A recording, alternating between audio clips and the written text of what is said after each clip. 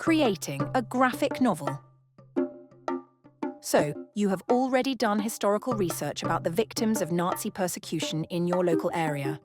While doing so, you found the story of an individual, a family, or a group of people that lived in your town and were persecuted during World War II. What struck you most about their history? A graphic novel can be a powerful way to depict such microhistories. A graphic novel is a visual and artistic way of telling a story using drawings or illustrations. Learn more about this form of storytelling and find examples of graphic novels you like. Step 1. What to tell. Now that you have found, researched, and thought about the individual or group of people you will focus on, carefully consider what parts of their history you would like to tell. It is essential to present the times before the atrocities and describe the everyday life of the main characters. We have to learn who they were as people, unique individuals and members of their families and local communities. It is impossible to grasp what is lost if we don't understand what used to be. Perhaps you have found a story about a Jewish family that was in hiding, got caught, deported, and murdered by the Nazis. Where do you begin telling the story, and where do you end?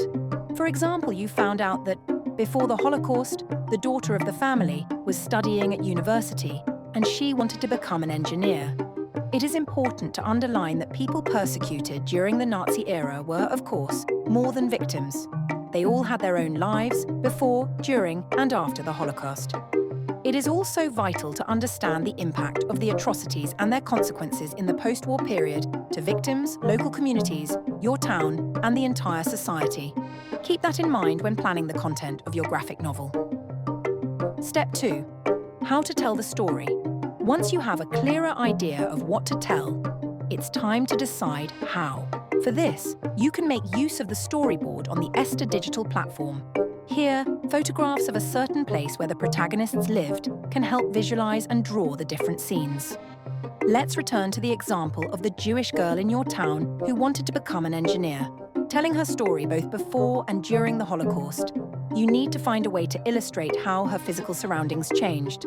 Let's say you are drawing a scene where the girl is attending a lecture at the university before the Holocaust. Who else would you include in the scene? A professor? Fellow students? Even if you have not found direct records about them, it is plausible that other students and professors were there in this context. Therefore, you can introduce them as fictional characters to make the scene more dramatic and lively while keeping it realistic and fact-based. This can also apply to cars in the street, pedestrians, or Nazi officers walking around an occupied town. Do your best to find out what the cars looked like, what clothes people would wear, and other details about life in this historical time and place. Be respectful towards the victims. It is rarely meaningful to depict graphic scenes of horror and death. Instead, it is more powerful to be discreet and use symbolic imagery. For instance, an image of a smoking gun or a flock of birds flying away, scared by the shots, would be sufficient for readers to understand what happened. Step 3. Finalizing your graphic novel. You now have a rough sketch of the personal story you are going to tell. From here, you can start drawing your graphic novel. Let your creativity lead the way. You can choose drawing styles and color palettes that you feel are most suitable to the story you want to tell.